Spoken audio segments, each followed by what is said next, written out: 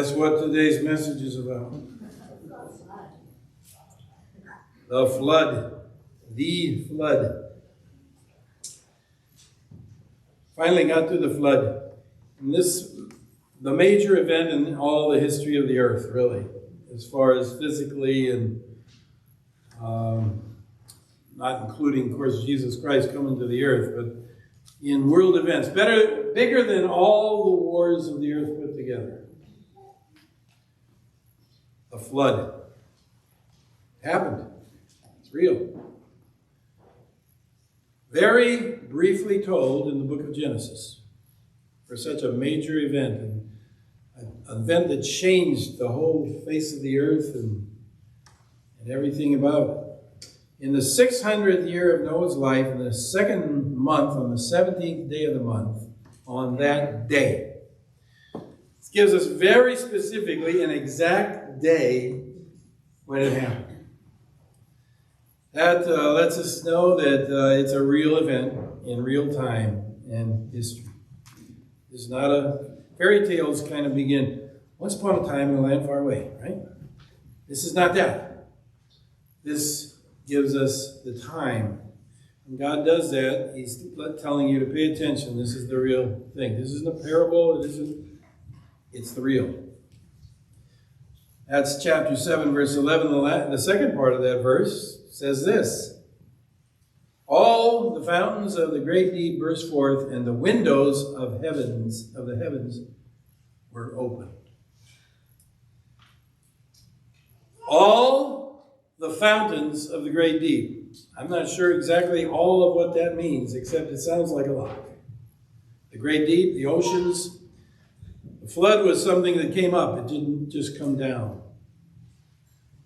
It was a sudden, worldwide, catastrophic cataclysm. A violent displacement of subterranean and suboceanic tectonic plates, creating earthquakes and volcanic eruptions and tsunamis and tidal waves above and below ground, all at once, all over the world. And coming down were 40 days of continuous torrential rain. How long does torrential rain have to fall before you start getting nervous and start praying? Saying, Lord have mercy. About 15 minutes for me. And they go, okay, all right, I got it. Enough, please. Slow down. This one went almost 6 weeks. Day and night, continuous. Torrential rain coming down. We talked a little bit about where all that water came from. I talked about it in the past. I'll talk about it next week, but I don't have time to tell you everything. Verse 17 says the flood continued 40 days on the earth, and the waters increased and bore up the ark, and it rose high above the earth. The waters prevailed and increased greatly on the earth, and the ark floated on the face of the waters. The waters prevailed so mightily on the earth that all the high mountains under the whole heaven were covered. The waters prevailed above the mountains, covering them 15 cubits deep, and all flesh died that moved on the earth, birds, livestock, beasts, all swarming creatures that swarm on the earth, and all mankind. Everything on the dry land in whose nostrils was the breath of life died. He blotted out every living thing that was on the face of the ground. Man and animals and creeping things and birds of heavens. They were blotted out from the earth. You know, you only took a few verses to tell the story of the flood, and most of the verses, he just repeated himself and told you, make sure you knew, it's all. It's everything. It's the whole earth. God wants you to be very, very sure that this is not a local flood. This is not a minor event. This is huge, as Donald Trump would say. Only a lot huger than what he ever came up with. All went underneath the waters to a depth of 25 feet. We'll talk about where all that water came from and how that was even possible next week. Now, what I'd like to talk about today is that there is much overwhelming historical and scientific and geological evidence for the flood, for it happening just as the Bible describes it. And there is no such evidence that refutes it in any remotely decisive way. Our entire planet, from pole to pole, is one massive graveyard of the remains of profuse, abundant plant and animal life, evidenced by bones, fossils, and fossil fuels, such as the vast reservoirs of coal and oil and gas. They're all evidences of a worldwide flood. In fact, at high elevations, far above current sea level, even on and in mountains, bones and fossils of even fish have been discovered.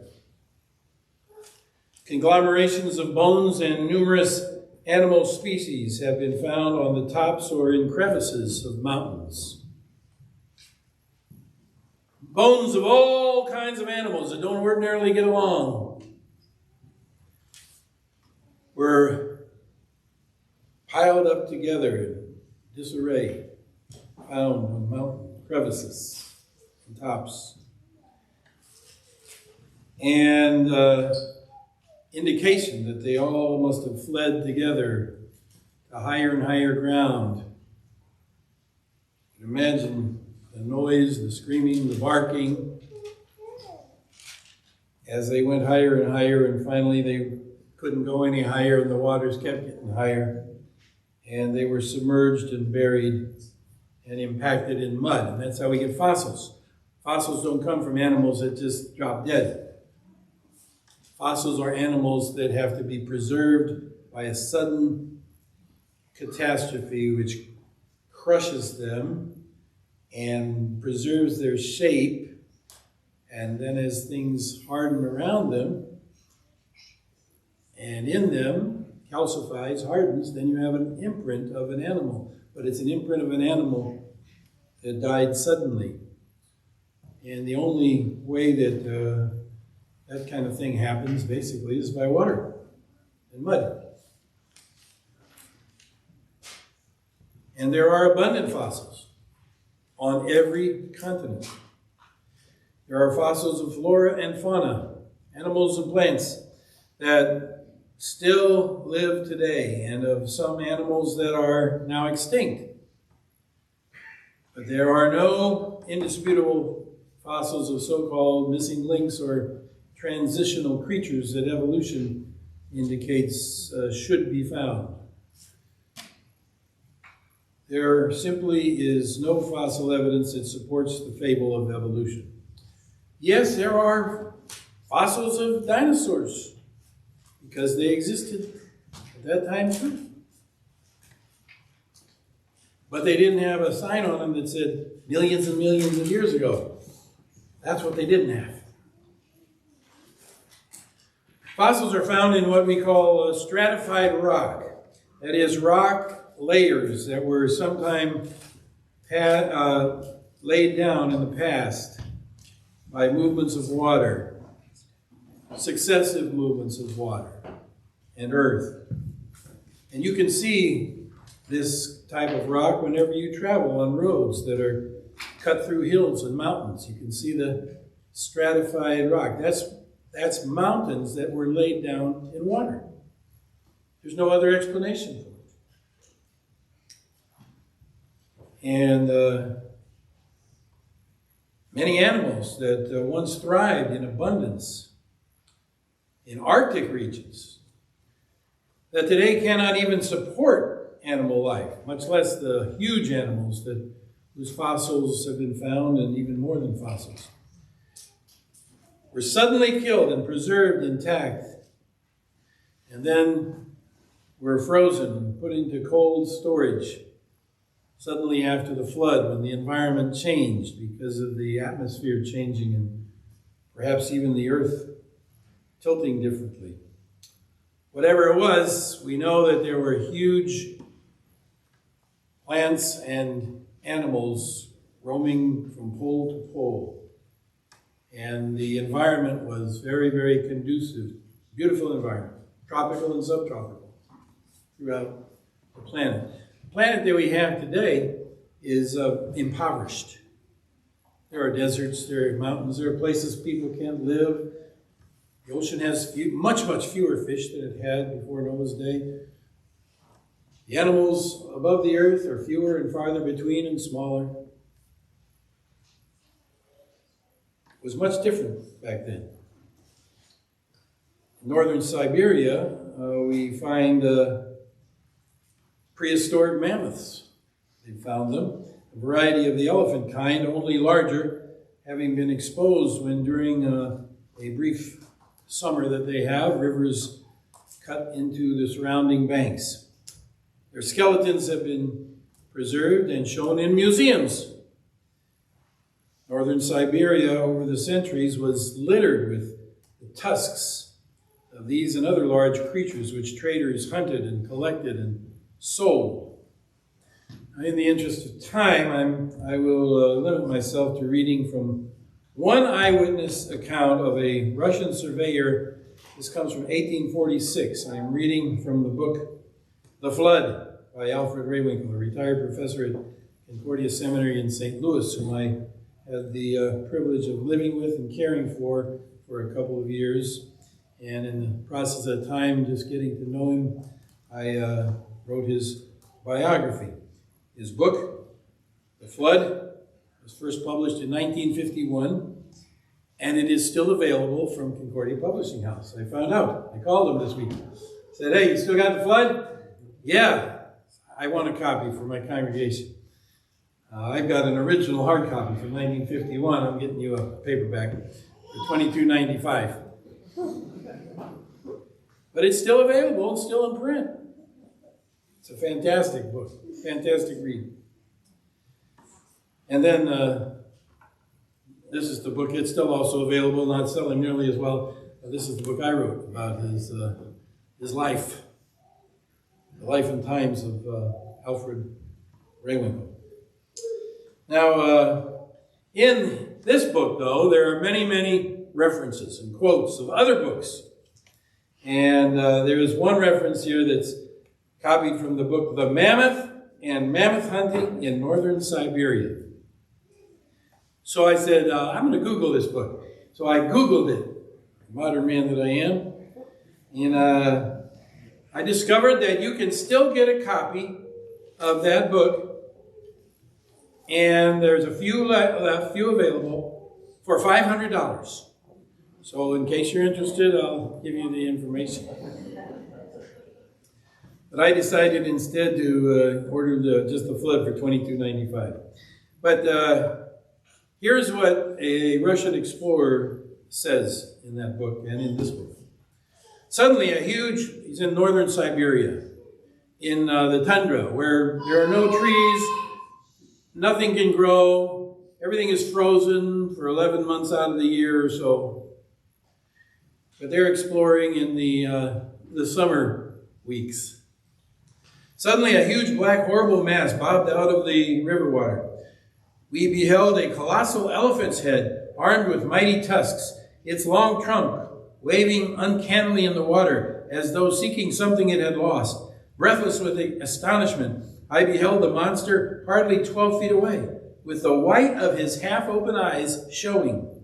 It was standing in the earth, thus indicating the manner of its destruction, not lying on its side or back, as a dead animal naturally would. The soft peat or bog on which it stepped thousands of years ago gave way under the weight of the giant, and he sank as he stood on all 4 feet, unable to save himself. A severe frost eventually came, turning into ice both him and the bog which overwhelmed him.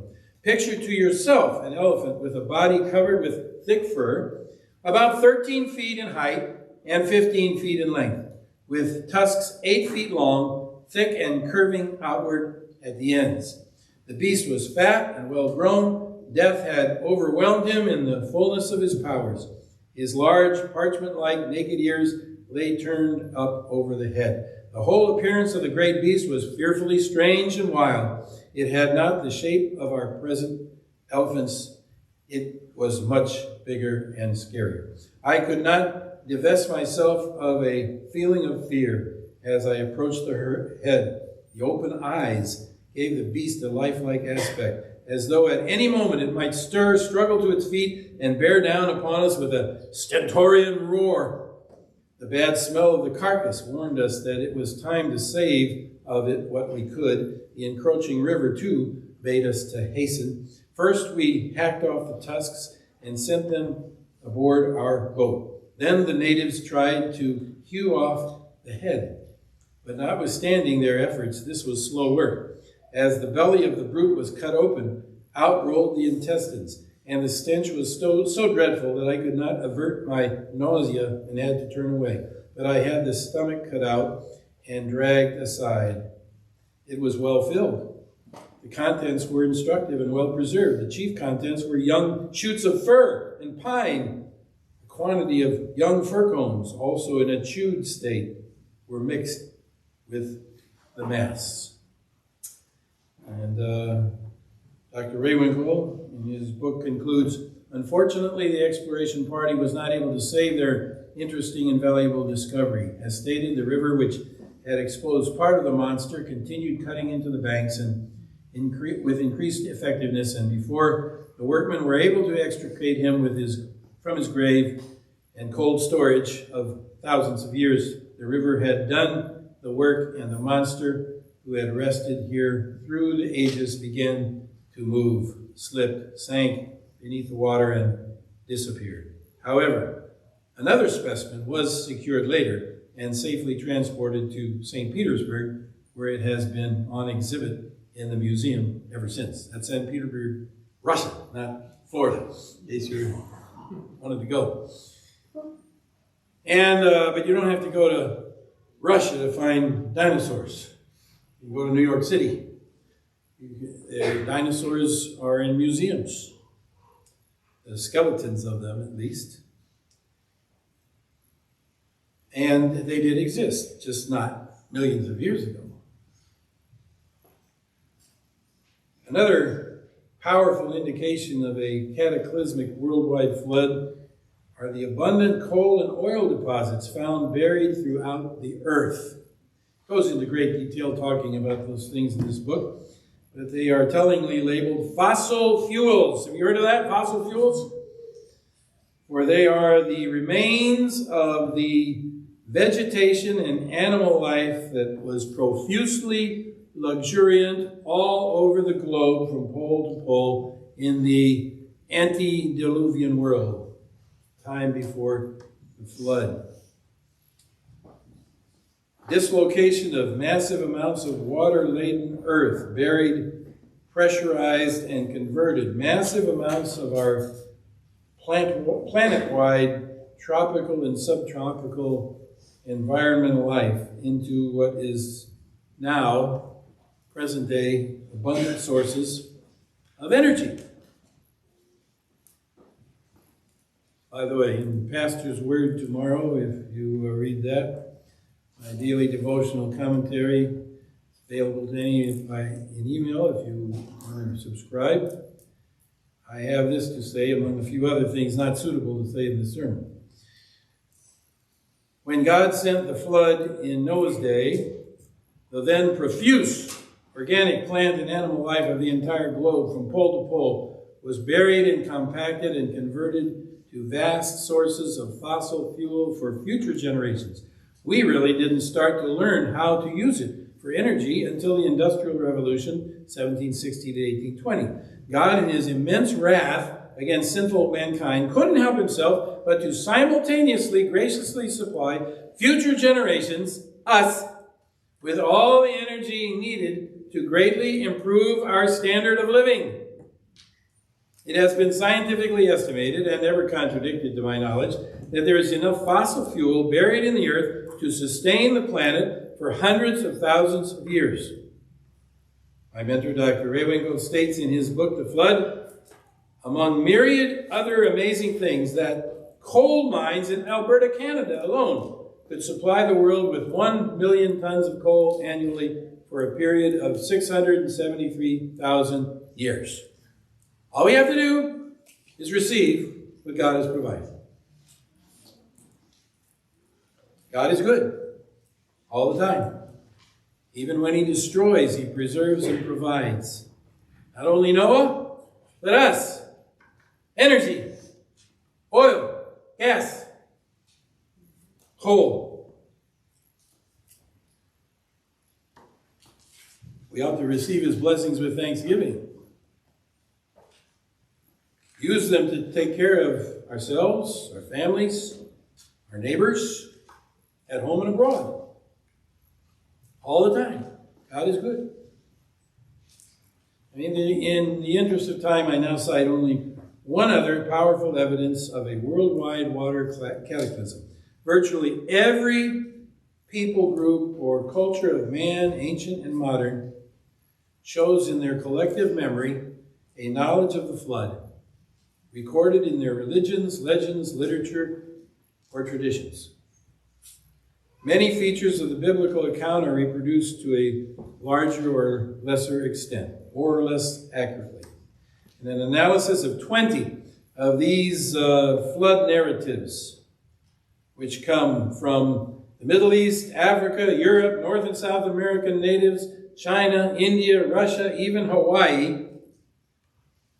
Somebody looked at maybe the top 20 of over 270 at least different flood accounts from different cultures.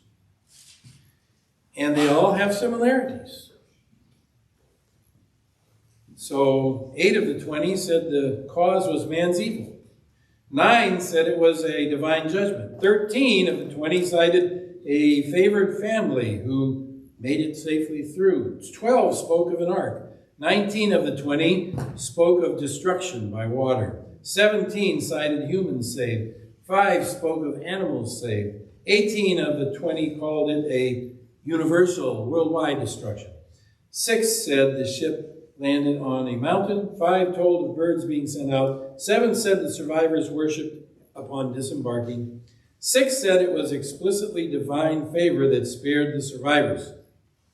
Now, it is very unlikely, to say the least, that an event that never occurred would have been told in isolated countries and cultures throughout the world, throughout history. That is unlikely. Well, you may be asking, well, so what? Why is it important to take the flood as the Bible records it seriously and literally? Well, I thought of a few reasons. I'm sure there's many others. First of all, because it is spoken of that way throughout God's Word. Referred to in the prophets and the poetry of the Old Testament and the apostles and the Lord Jesus himself in the New Testament. Second, because it gives you an alternative to believing the godless lies promoted in the name of science in our schools, museums, national parks, and public media. Third, because the faith of honest people is likely shaken concerning all the Bible and Christ and all that he says if one concludes that something so clear and prevalent as the story of the flood of Noah in the first chapters of Genesis and elsewhere is all false mythology and cannot be trusted. How do you know anything? Might as well throw your Bible away if this is not real. And that leads to errors of all kind in beliefs and morals. And that leads to God's wrath and ultimately an eternity in hell. That's why it matters. You and your children need to hear the truth, believe the truth, defend the truth, and witness to the truth. Jesus has commissioned us, go make disciples of all nations, teaching them to observe everything I have commanded you. Everything. And finally, because God has an even greater catastrophe than the flood coming to the earth. and you need to be ready for it. Safe in the ark of the Church of Jesus Christ, having gone through the one and only door through which all must come in, Jesus Christ himself, in order to be saved. As it said in the 3rd chapter of 2 Peter, you heard it in the epistle, listen again. You should remember the predictions of the holy prophets and the commandment of the Lord and Savior through your apostles, knowing this, first of all, as scoffers will come in the last days with scoffing, following their own sinful desires. They will say, where is the promise of his coming? For ever since the fathers fell asleep, all things are continuing as they were from the beginning of creation, for they deliberately overlook this fact. Deliberately overlook. Willfully forget. Decide to just not even consider it. That the heavens existed long ago and the earth was formed out of water and through water by the word of God, and that by means of these, the world that then existed was deluged with water and perished. Deliberately forget it. How many of you have been to school and your geology professor told you about the flood? Plenty of evidence for one. You at least consider it. How many of your kids gone to school heard about the flood? And we're taught it as a real story, not just something to in Mother Goose fairy tales. How many people have gone to National Park? The tremendous things that have been cut by water, and the flood wasn't even mentioned. Why? Because people have deliberately forgotten. Not because the evidence isn't there. Because they chose to forget it. Why do people forget things like that? Because they don't like God. They want to live their life like hell, and that's where they're going. But by the same word, the heavens and the earth that now exist are stored up for fire, being kept until the day of judgment and destruction of the ungodly. But do not overlook this one fact, beloved, that with the Lord 1 day is as 1,000 years, and 1,000 years is 1 day. The Lord is not slow to fulfill his promise, as some count slowness, but is patient toward you, not wishing that any should perish, but that all should reach repentance. But the day of the Lord will come like a thief. Then the heavens will pass away with a roar, and the heavenly bodies will be burned up and dissolved, and the earth and the works that are done on it will be exposed.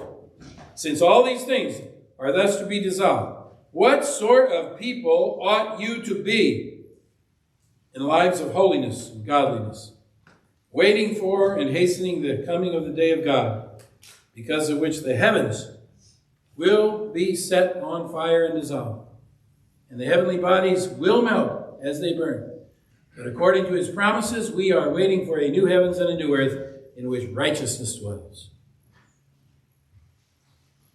Conclusion, therefore, beloved, since you are waiting for these, be diligent and be found by him without spot or blemish and at peace, and count the patience of our Lord as salvation, just as our beloved brother Paul also wrote to you according to the wisdom given him, as he does in all of his letters, when he speaks in them of these matters. There are some things in them that are hard to understand, which the ignorant and the unstable twist to their own destruction, as they do the other scriptures. You, therefore, beloved, knowing this beforehand, take care that you are not carried away with the error of lawless people and lose your own stability, but grow in the grace and knowledge of our Lord and Savior, Jesus Christ. To him be the glory, both now and to the day of eternity. Amen.